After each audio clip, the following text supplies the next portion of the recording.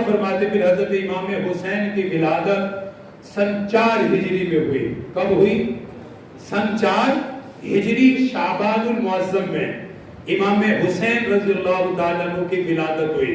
حضرت امام حسین کے کان میں اذان بھی میرے آقا نے پڑھی. حضرت امام حسین کو گود میں اٹھایا، اذان پڑھی. اچھا ایک معاملہ حضرت حسن سے الگ ہوا. میرے آقا نے اپنی گود میں حضرت امام حسین کو اٹھایا. اٹھانے کے بعد اذان پڑھی. اذان کے کلمات ان کے کان مبارک میں گئے. پھر ان کے لیے گھٹی عجیب انداز میں دی.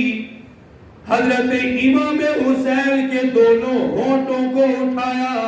اٹھانے کے بعد زبان نبوت ان کے درمیان ہی رکھ دی. امام حسین کے دونوں ہونٹوں کے درمیان آقا مدنی کی زبان مبارک ہے، اور امام حسین آقا مدنی کی زبان مبارک کو یوں چوسنے لگے جیسے بچہ دودھ کو چوسا کرتا ہے، فیڈر کو چوستا ہے. امام حسین کی سب سے پہلی غذا جو ان کے پیٹ مبارک میں گئی، ماں کا دودھ نہیں، کوئی دنیا کی غذا نہیں، ان کے پیٹ کی سب سے پہلی غذا، ان کے جسم کو لگنے والی سب سے پہلی غذا میرے نبی کا لعاب مبارک بنا، اور صرف انگلیوں پر لعاب لگا کر ان کے ہونٹوں پہ نہیں رکھا، یا حضرت علی کو نہیں فرمایا میرا لعاب اس کے ہونٹ پہ لگا دیا جائے. آقا مدنی نے ان کے ہونٹوں کو اٹھایا، زبان اقدس کو ہی اندر ڈال دیا کہ میرا بیٹا، میرا نواسا، میرا فیض حاصل کرتا رہے، برکات حاصل کرتا رہے، رحمت حاصل کرتا رہے. اسی لعاب کا یہ اثر ہے، کربلا کے میدان میں قرآن پڑھتے رہے. سب سے پہلی غذا میرے آقا نے اپنا لعاب مبارک بنایا. لعاب مبارک ان کے منہ مبارک میں ڈالنے کے بعد پھر آپ نے ان کا عقیقہ کروایا. عقیقہ کروانے کے بعد ان کے بال کاٹے اور چاندی ان کے برابر صدقہ کی. اپنی بیٹی کو مخاطب کر کے فرمایا میری بیٹی، میں نے اس کا نام حسین رکھ دیا ہے. نام بھی کس نے رکھا؟ میرے آقا نے. کیا نام رکھا؟